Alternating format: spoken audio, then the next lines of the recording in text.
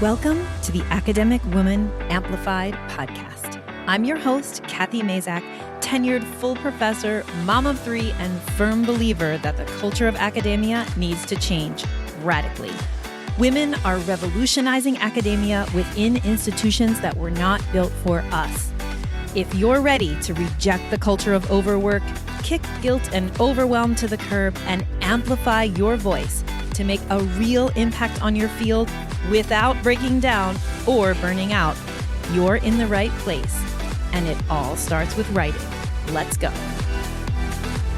In academia, we have an interesting outlook on semester breaks. This goes for winter break and summer in a traditional 2-semester North American system.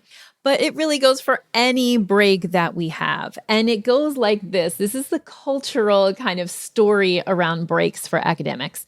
Breaks for academics are seen as the time when we get the real work done. So if you're listening to this podcast in real time, you might be thinking, I'm going to get my writing done over the break. I've been pushing off some projects. I'm going to get back to them over the break because I have 3 weeks off, or I have 4 weeks off from giving classes. And during that time is when I really get to do my research. So today's podcast episode is going to talk to you about that question. Should I write over break? Here's my short answer. No, you shouldn't write over break. Okay, again, here's your writing coach telling you that you shouldn't be writing. But let me give you the long answer.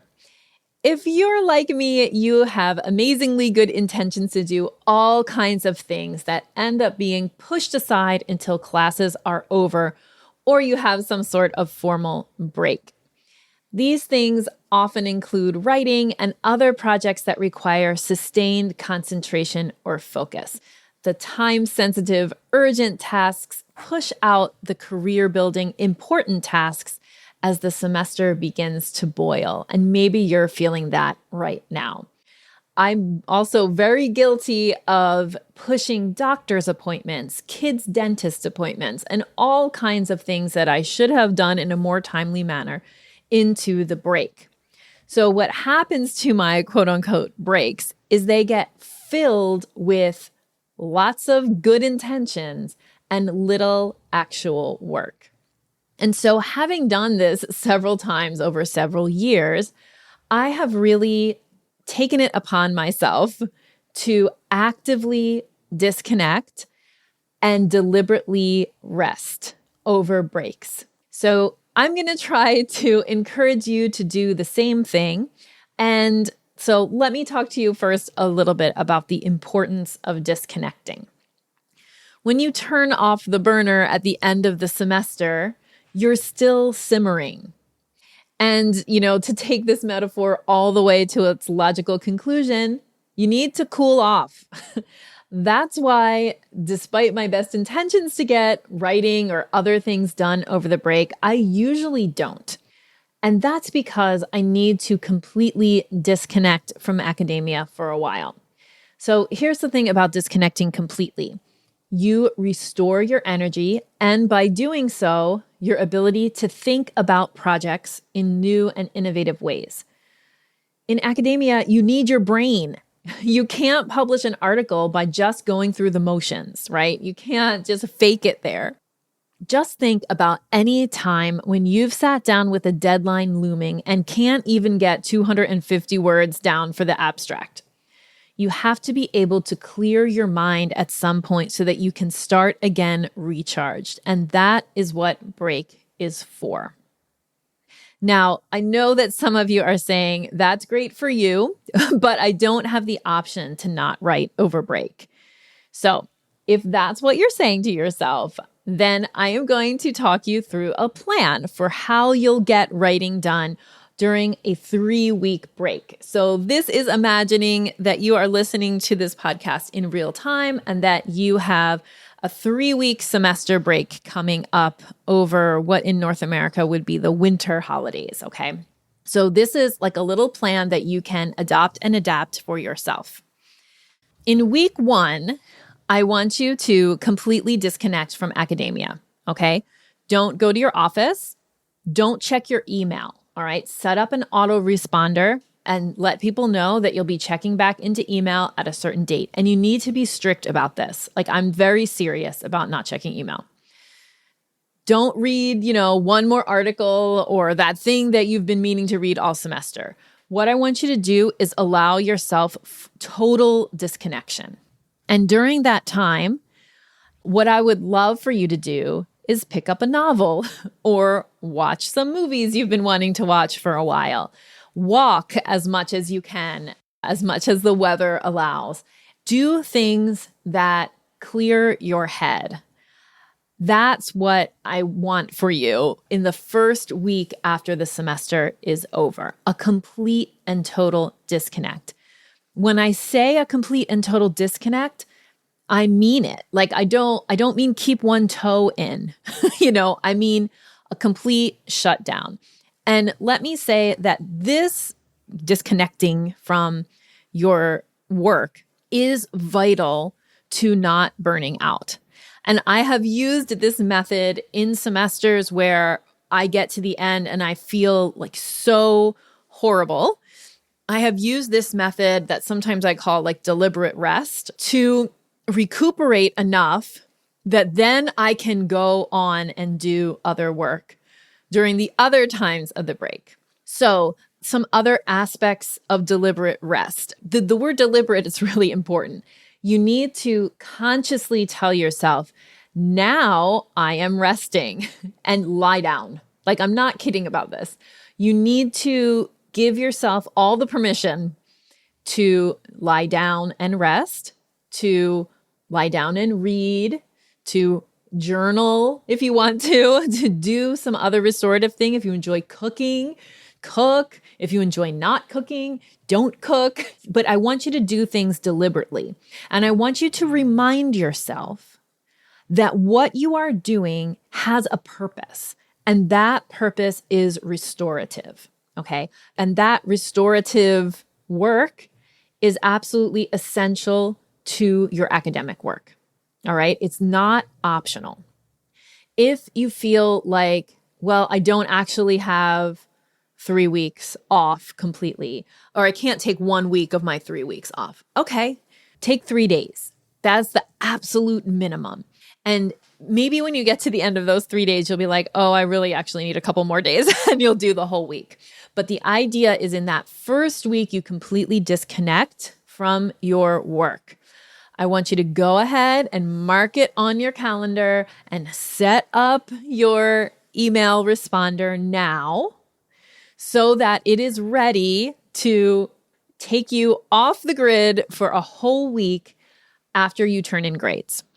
And again, this is the plan for people who have decided, like, I have to do something over break. Okay, this is a 3-week plan. If you want to take the whole 3 weeks off, you absolutely have permission to do that. And you should. But I'm talking to the people who feel like they can't do that.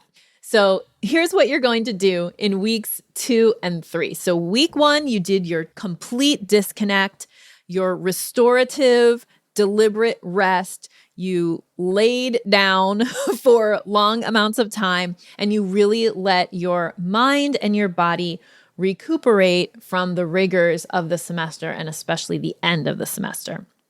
In weeks 2 and 3, what you're going to do is sprint on one project until it's done. I'm sorry to be the one to tell you this, but you are not going to finish all the leftover things that are on your to-do list during break. You will not even finish half of them, okay? So I want you to set yourself up for success and sprint on one thing, okay? What you can do in 2 weeks is finish one high payoff writing project, a needle moving project, a project you deserve to finish. So I want you to think about what that project is. You are not allowed to finish committee work or stupid reports during break. Your break is your time. Don't do that. If you're going to work during break, it had better be on a project that is enriching for your career, a project that is stimulating and that brings you joy.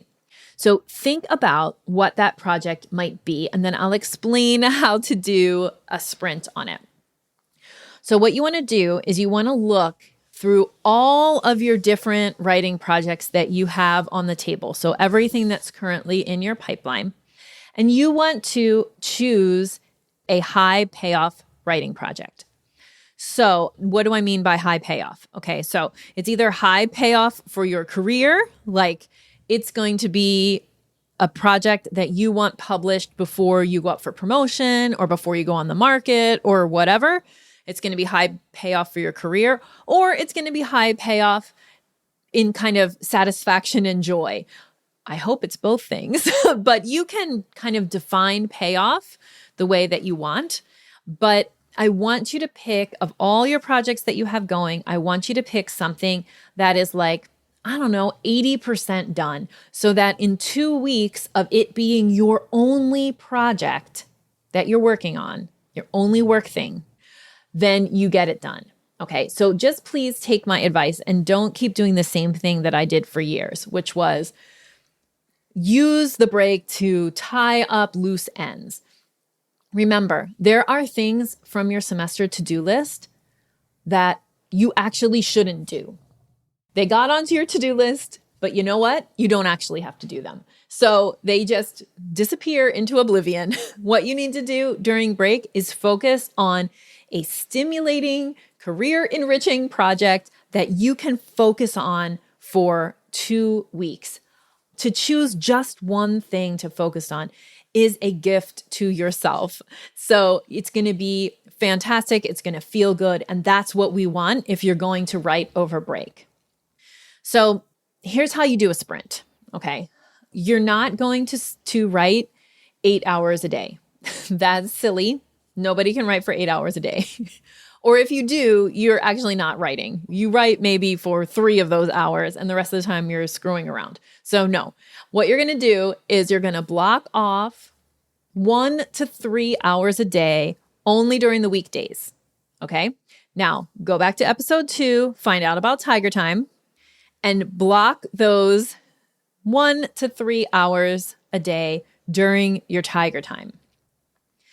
That way, you're going to be feeling really great and you're going to use those Tiger Time hours, and then you're going to close everything up and you're going to be on break for the rest of the day. Okay? This is the ideal situation. If you can make it happen for yourself during 2 weeks over break, then that's fantastic. Do not think that you should be writing for 8 hours a day over break just because you don't have to teach your classes. No, you shouldn't. Your writing's going to be better and you're going to feel better if you keep it to 1 to 3 hours a day during your Tiger Time. And then the rest of the day, you are excused from thinking about work or from writing. Okay? So you do that, only work on weekdays, don't work on the holidays. And so once you block that off on your calendar, then what you do is you use some time, and maybe the first day of your sprint, you use the time to look at the project you've chosen and make a task list. And then every day during your block of time that you blocked off for your sprint, you're pulling a task and doing it, pulling a task and doing it. And that way you have a plan, you have kind of a little map of how you're going to get from where you are with the project to the end of the project. And it's going to all feel really good. So just to recap, like the reality is that there are things on your to-do list that you should just not do. You know, these lingering things from the semester. I mean, things that are not worth doing. So it's time to eliminate these tasks from both your list and your mind. Let them go. Say thank you, goodbye. Release those unanswered emails. Say goodbye to those committee reports. Just don't do it. Now, if you must write over break or if you must work over break, choose one needle-moving writing project and do a sprint on it only after you've taken a week of rest. This project is going to result in a publication that will get your unique message out into the world where it needs to be. Why are we choosing a project like that instead of writing overdue committee reports and answering emails? Because writing for publication is an investment in you. And if you are going to use your precious off time for something work-related, it should be to boost you and your career, not just to tie up loose ends. So take a few minutes to really think about whether you can take a true break between semesters. If the answer is no, then I encourage you to choose one high payoff writing project and design a sprint to move the needle on it. Okay? We'll link up in the show notes. I have a blog post that is called How to Do a Writing Sprint that basically is the information that I described, but it breaks it down for you a little bit more. So you can go and check out that post. Now, I just want to circle back to the idea of deliberate rest.